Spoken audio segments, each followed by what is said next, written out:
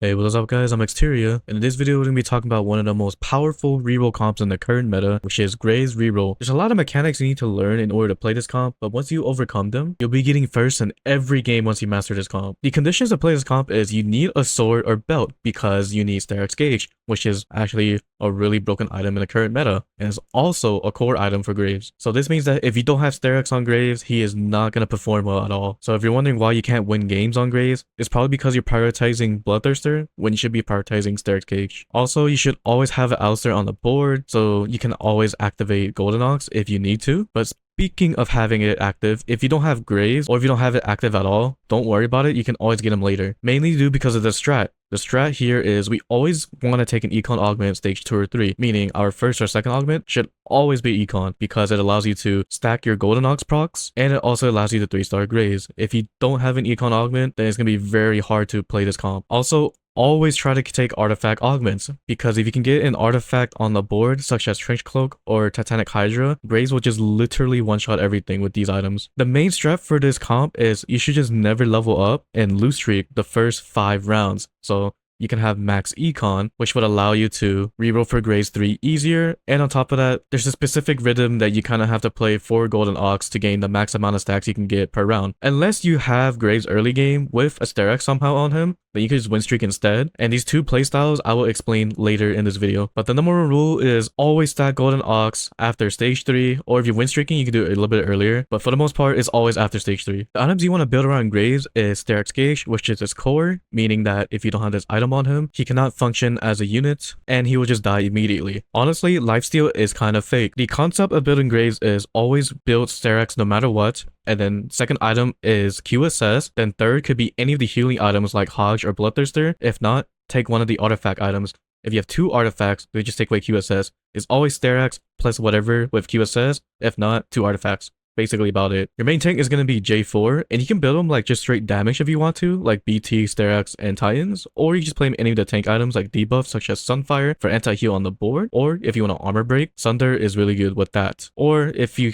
have items on other units like say for example Aphleios or Annie, then you can put these gloves on J4, which is also fine as well. And you can look for any of these tank artifacts, which is whatever, you can put whatever on him. The main emblems you want to look for on this board is to have either Golden Ox or Divinity Corp. The reason why Divinity Corp is because you can be playing a lot of Divinity Corps with Graves. For our opener, it's going to be a Graves, and for his best first item slam could be Sterak's. If we don't have Graves opener, it's fine. You can just throw in like Alistair and then just open your board, just lose streak, it's okay. But if you want to play for win streak style, it's going to be Graves with Sterak's with an Alistair to get that Golden Ox started. And we also gain a Mundo because he's actually pretty powerful to transition later. At level 6, our board's going to be Graves, Alistair with Gragas, so you gain Bruiser with Gragas. And you also gain Divinity Corp. Speaking of which, the other Divinity Corps is Rost, and Rost is a Vanguard with J4. And J4 is also Slayer with Senna. You may notice that we're only playing 3 Golden Ox at level 6, which is fine because you want to roll for 3-star Graves. And once we 3-star him at level 7, we throw out a 4th Golden Ox, which is either Aphleios or Annie. Most of you might be wondering, why not just take out Senna and just throw in the 4 Golden Ox?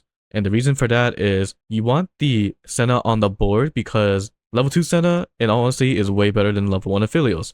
On top of that, she also grants you Divinity Corp, which gives you AD, and it gives Graves more damage on the board. And she also gets Slayer for J4, that gives more damage on the board as well. So the strat would be, if you have Aphelios items, then you could just put Aphelios items on Senna.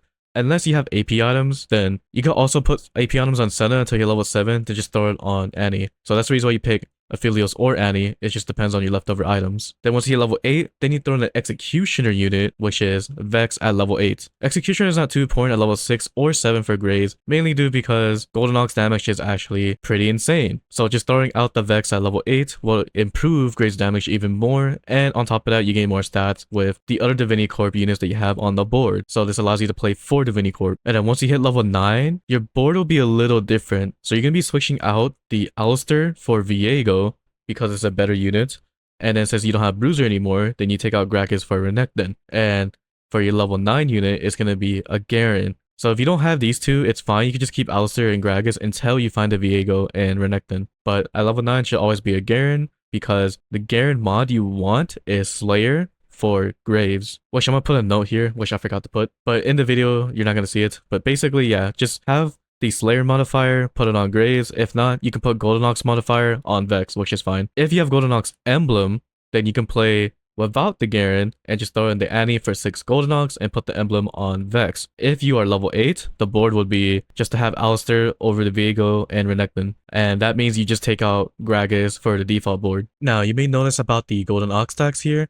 This I will show in the video right here. And we're going to go step-by-step gameplay of how to play this comp. So you may notice on stage 1-4, which is around the creep round, you want to look for Alistairs and Mundos. And for your first augment, you kind of want something to be pretty decent. So for my first augment, this is an econ one, but it doesn't give us gold. The issue with this augment is that it doesn't allow you to pivot units. So therefore, this is not a good augment for rerolling in general. So we're just going to roll past that to see what we can get here. And we got a Street Demon augment, which is obviously not good for this comp, so we're gonna roll that. Patient Study is pretty decent, and I was kind of considering taking it, but I saw we got Team Building, which gives us a Champion Duplicator, and Support Mining is pretty decent for +1 item. So we're just gonna take that augment and just try to lose streak with this kind of positioning, because this allows us to guarantee that the totem is gonna break, and it allows us to lose streak. Oh, I forgot I actually did this in this gameplay. Because I really want to guarantee the lose streak, I literally just sold everything because we can make 20 gold as well. So always remember to try to make as much econ as you possibly can. So therefore, you can roll later. So as you see here on stage 2-1 and 2-2, we actually lose because we're on a lose streak. And you see my shop is pretty crazy. I can actually guarantee it Graves too. But here's what I decide to do, is that we just buy the 1 Graves here, and then we wait until it's actually the PvP round. The reason why we do that is because we don't want to guarantee the 2-star Graves to probably win by accident. So therefore, I just pick up the 1 Graves and then pivot the 2 Graves as soon as the PvP round starts, so we can guarantee the lose streak even further. And then once we get into Carousel, we kind of have to itemize what we want to get. We want Sterax no matter what. Even though there's a J4 on Carousel, we can guarantee more Golden Ox. We just want the Sterax no matter what. So I just decided to take the Sterax for BISing our Graves later. The issue is, if you didn't have the Graves here like you have on my board, then you're going to have to pick up that Graves to guarantee the Golden Ox. So once we hit stage 2-6 at Krugs, then we can stack our Golden Ox. Once we hit the creep round at stage 2-7, and you may notice that we did a 5 loss streak, therefore we have 50 gold. And most people would put 2 XP points into this Golden Ox stack so they can get max stacks later. But I personally just hold out on it, just because it's easier to tempo with in the long run, in my opinion. And the reason why I wait until the next turn on stage 3-1 is because we're here, we're gonna Golden Ox stack with 2 points, so we can have max stacks. We hit level 5, and I will show for the next turn, because there's no point in showing the PvP rounds since I'm going against a Cypher player. So therefore, it's pretty easy to beat, and on top of that, we're gonna lose our lose streak, so therefore we're gonna be winning. So we're gonna try to win streak afterwards. Once we hit stage 3-2, default gameplay wise, we have to pick our augment, and the augment you want to look for here is either econ or some sort of powerful damage one, and we decided to take a powerful damage one because Radiant Refractor is actually really good on Graves, since it allows you to gain Radiant Sterax. And Radiant Sterax is actually super strong right now too in the current meta, so that's the reason why we took it. And from here, we're going to try to look for whatever components we can get. We need an armor break item, so therefore we take Last Whisper, and we're saving this glove for QSS later on Graves, which is the second best item, but we can also use it for Hodge as well if we need to. As I was yapping about Radiant Refractor, I have to go back a little bit to show you what I did here. I leveled to 6 because we also gain max stacks on Golden Ox. So therefore, that's the reason why I want to do it on stage 3-1, is because this allows you to gain the exact amount of XP to hit level 6 on stage 3-2, and you also gain max stacks. And during the course of the game, you're gonna probably win, lose, but it's fine because you want to roll down each turn and try to get max Golden Ox stacks. So you see here on stage 3-3 is 16 stacks, and therefore we want to roll about 4 times so we can gain max stacks, and just pick up units as you're rolling down. Once we hit stage 3-5, we want to continue rolling, but roll down until you hit max stacks. And since this is 20 stacks here, the max amount of rolls we're going to do is about 5. And you may notice that we have a Senna here in shop. You don't have to worry about Senna 3. The main units you want to look for is Grace 3 and J4 3. And then once we hit stage 3-6, it's now 24 stacks, and therefore we're going to roll 6 times,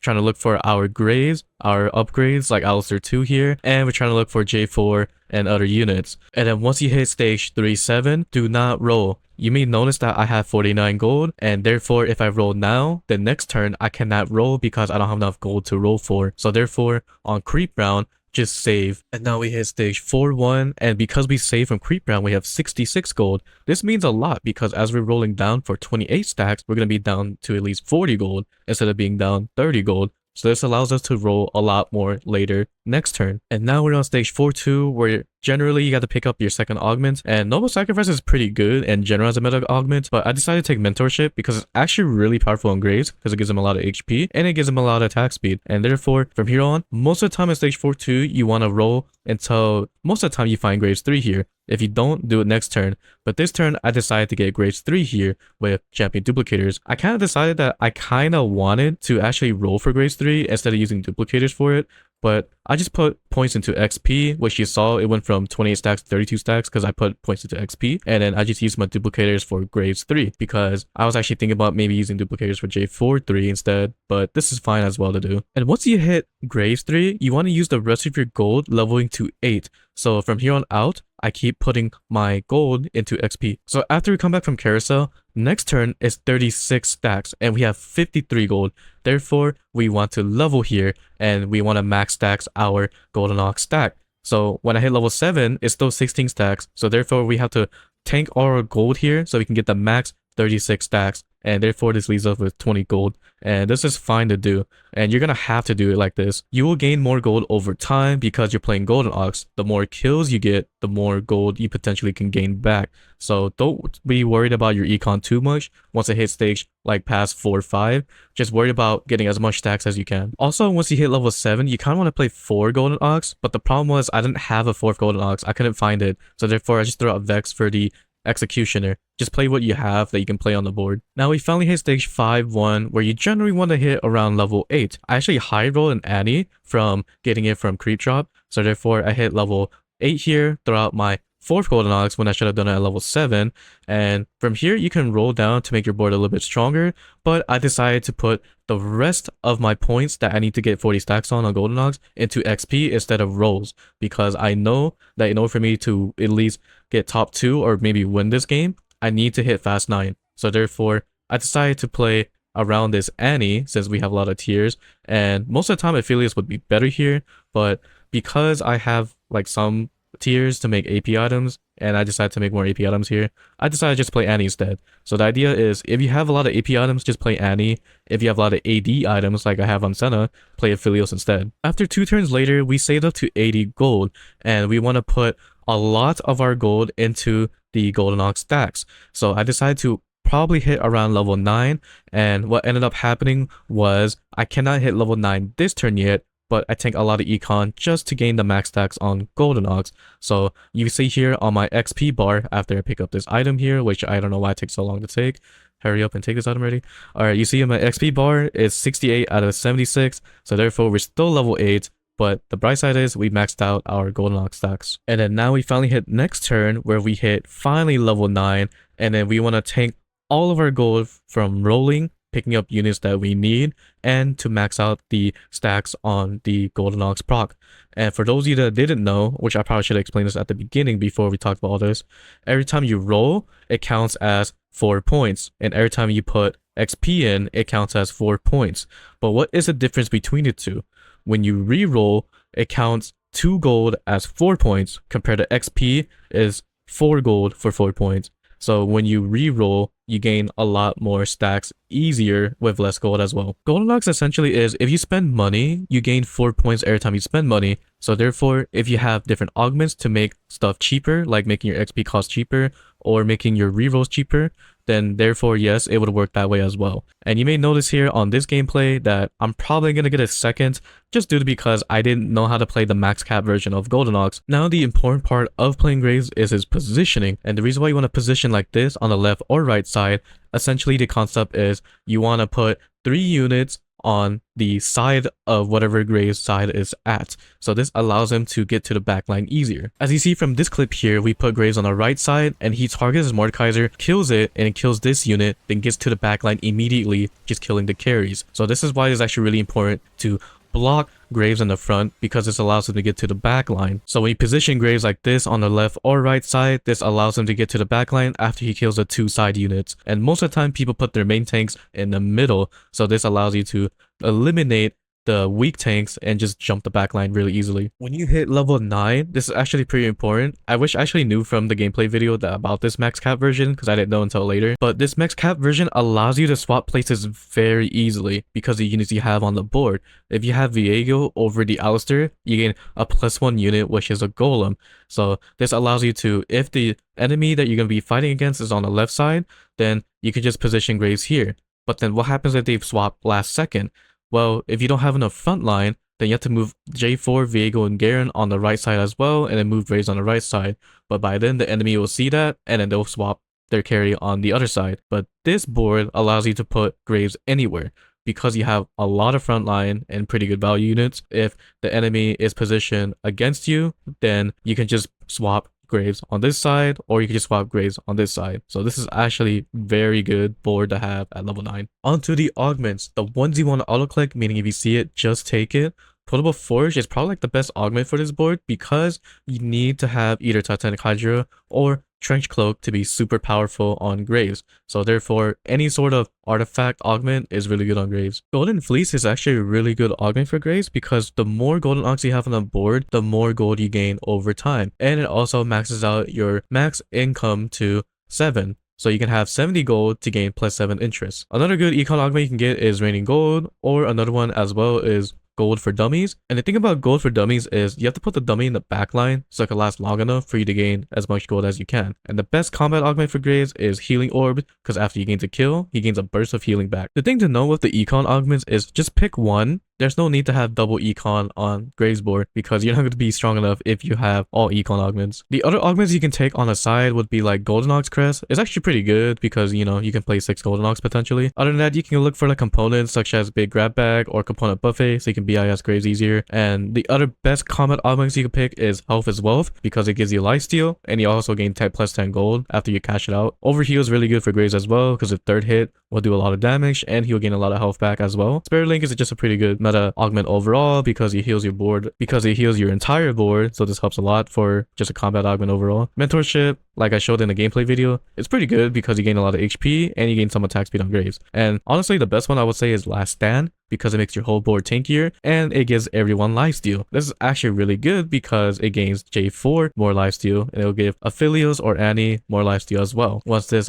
augment pops. The augment prior order you want to do is econ or item. So basically saying Golden Fleece or Portable Forge, so econ or item. If you can't get one or the other, get the other one on the second augment. So say if you get econ first, then get item second. Or if you get item first, then get econ second. So you can like reroll for your Graves later. And the third augment should always be combat, so basically like Spirit Link or Mentorship or something, or you can get Last Stand as second augment as well, it's fine as well, and you can get item third if you don't have a good item. Other than that, it's either combat or emblem, so you can have 6 golden ox later. I'm briefly gonna go over this because I'm getting lazy to record now, and now we're gonna be talking about is the different playstyles. This one's lose streak to level 6, basically just don't level at all and then lose every round until stage 2-6. Over time, you ideally want to make as much econ as possible, so basically make +10 gold interest every turn if you can. And then stage 2-7, then you want to spend for the Golden Ox XP, and then stage 3-1, then you do the Golden Ox XP again. Once you hit 3-star Graves, then you level to 8 as fast as you can. And the rule is always keep rolling every round with the Golden Ox stacks. For the win streak style, which is high tempo, this is a little different. On stage 2-2, then you just put points at level 8 for XP for at least 8 Golden Ox stacks. And then same thing like lose streaking, just make as much econ as you can. And then it's a little different from what it was on lose streaking, because for win streak, you're actually like 1 stack higher. So stage 2-7, you want to spend enough XP for 12 stacks. And in stage 3-1, put enough points to levels to 6, and then just reroll afterwards for 16 stacks. And then same thing like the lose streak, just keep rerolling every round with Golden Ox stacks. And then once you hit Graves 3, then just fast 8 with Golden Ox stacks. And that is basically almost everything you need to know about how to play Graves reroll. If you have any questions about this comp, just let me know in the comment section down below. I'll try to answer to the best of my capabilities. Until then, I'll see you guys in the next one. Later.